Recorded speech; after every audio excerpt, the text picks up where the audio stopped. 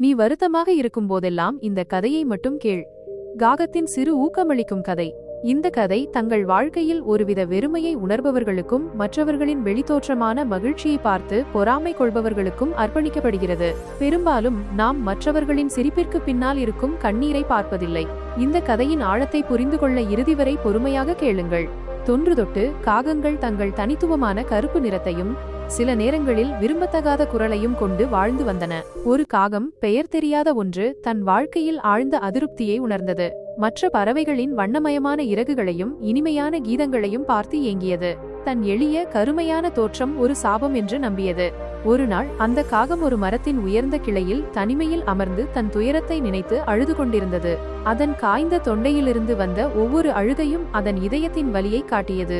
அந்த நேரத்தில் ஒரு அமைதியான துறவி அந்த மரத்தின் அடியில் தியானத்தில் ஆழ்ந்திருந்தார். உலகத்தின் சத்தங்களுக்கு அப்பாற்பட்ட ஒரு அமைதி அவர் முகத்தில் நிலவியது. எதிர்பாராத விதமாக காகத்தின் கண்ணீர் துளி ஒன்று துறவியின் அமைதியான கன்னத்தில் விழுந்தது. திடுக்கிட்டு விழித்த துறவி தன் கன்னத்தில் ஈரப்பதத்தை உணர்ந்தார். அவர் மெதுவாக தலையை உயர்த்தி பார்த்தபோது ஒரு கருமையான காகம் கண்ணீர் மல்குவதைக் கண்டார். அந்த பறவையின் துக்கத்தில் அவர் மனம் இரக்கத்தால் நிறைந்தது. மென்மையான குரலில் அவர் கேட்டார், என்ன நேர்ந்தது என் நண்பனே? ஏன் இந்த துக்கம்? உன் கண்களில் இவ்வளவு கண்ணீர் ஏன்? காகம் ஒரு மனிதன் தன்னை நண்பனே என்று அழைத்ததை நம்ப முடியாமல் திகைத்தது. அது தன் சோகமான கதையை துறவியிடம் கொட்டியது. ஓ ஞானியே, என் வாழ்க்கை எனக்கு பெரும் வேதனையை தருகிறது. என்னை யாரும் விரும்புவதில்லை. என் தோற்றம் அருவருப்பானது. மக்கள் என்னை விரட்டுகிறார்கள், அவமானப்படுத்துகிறார்கள். எனக்கு யாரும் உணவு கொடுப்பதில்லை. எல்லோரும் என்னை வெறுக்கிறார்கள். இப்படி ஒரு வெறுமையான வாழ்க்கையை வாழ்வதை விட இறந்து போவது எவ்வளவோ மேல். காகத்தின் வார்த்தைகளை கேட்ட துறவியின் இதயம் பரிதாபத்தால் கரைந்தது. அவர் கனிவுடன் சொன்னார், என் அன்பான நண்பனே, நாம் எந்த நிலையில் இருக்கிறோமோ அதில் மகிழ்ச்சியை காண கற்றுக்கொள்ள வேண்டும். ஒவ்வொரு படைப்பிற்கும் அதன் சொந்த அழகு இருக்கிறது, அதன் சொந்த நோக்கம் இருக்கிறது. ஆனால் காகம் துறவியின் ஞானமான வார்த்தைகளை புரிந்து கொள்ளும் மனநிலையில் இல்லை.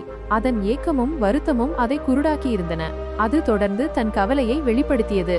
அப்போது துறவி பொறுமையுடன் சொன்னார், வருத்தப்படாதே. உனக்கு என்னவாக ஆசை? சொல், என் மந்திரத்தின் மூலம் உன்னை அப்படி மாற்ற முடியும். துறவியின் இந்த எதிர்பாராத வாக்குறுதியால் காகத்தின் சோகமான இதயத்தில் ஒரு சிறு ஒளிக்கீற்று தோன்றியது. ஓ ஆசிர்வதிக்கப்பட்டவரே, நீங்கள் எனக்கு ஒரு உதவி செய்ய விரும்பினால் தயவு செய்து என்னை ஒரு அழகான அன்னமாக்குங்கள். வெண்மையான அன்னம் எவ்வளவு அழகாக இருக்கிறது. எல்லோரும் அதை நேசிக்கிறார்கள். துறவி புன்னகைத்துச் சொன்னார், சரி, நான் உன்னை அன்னமாக்குகிறேன். ஆனால் அதற்கு முன் நீ ஒரு அன்னத்திடம் சென்று அவன் தன் வாழ்க்கையில் மகிழ்ச்சியாக இருக்கிறானா இல்லையா என்று கேட்டு வா. மற்றவர்களின் வாழ்க்கையை பார்ப்பது எளிது, ஆனால் அவர்களின் உண்மையான உணர்வுகள் வேறுபட்டதாக இருக்கலாம். துறவியின் அறிவுரை காகத்திற்கு புதிதாக இருந்தது. ஆனாலும் ஒருவேளை அன்னத்தின் வாழ்க்கை உண்மையிலேயே மகிழ்ச்சியாக இருக்கலாம் என்ற நம்பிக்கையில் அது பறக்க தயாரானது.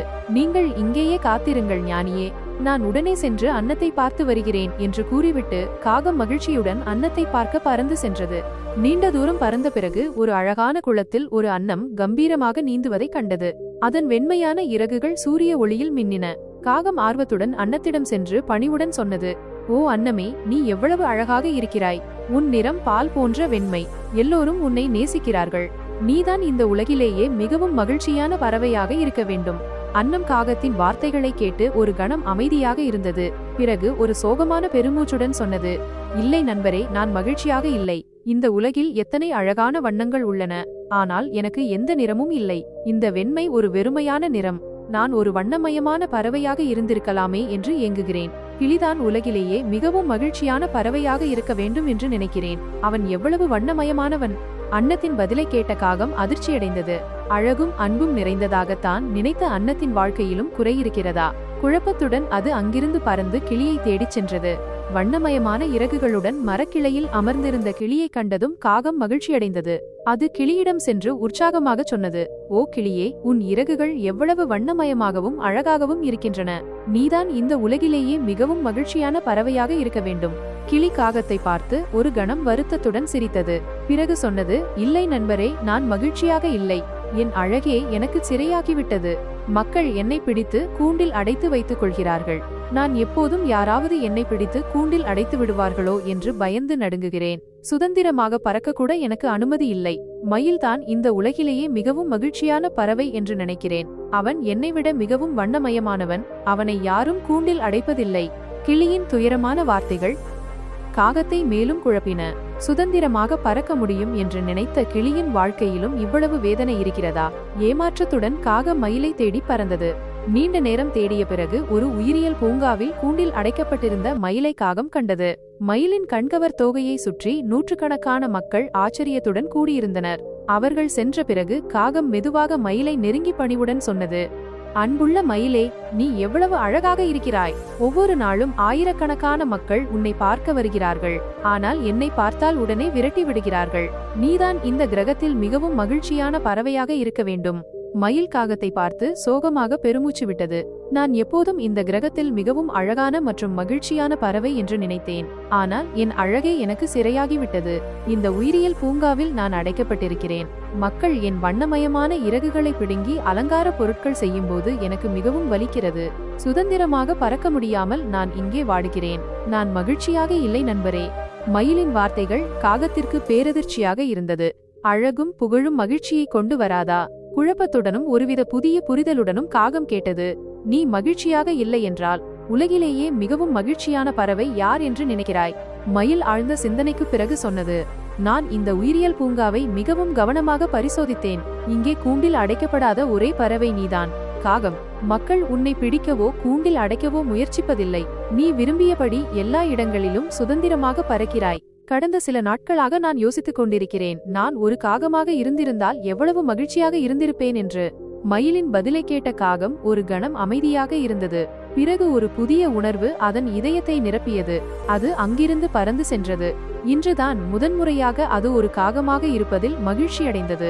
தன் கருமையான இறகுகளும் தனித்துவமான குரலும் இனி அதற்கு ஒரு குறையாக தெரியவில்லை. சுதந்திரமாக பறக்க முடிவதை எவ்வளவு பெரிய பாக்கியம் என்பதை அது உணர்ந்தது.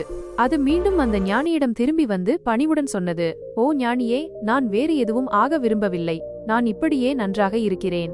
ஒவ்வொரு பறவைக்கும் அதன் சொந்த அழகு இருக்கிறது, அதன் சொந்த சுதந்திரம் இருக்கிறது என்பதை நான் இப்போது புரிந்து கொள்கிறேன்.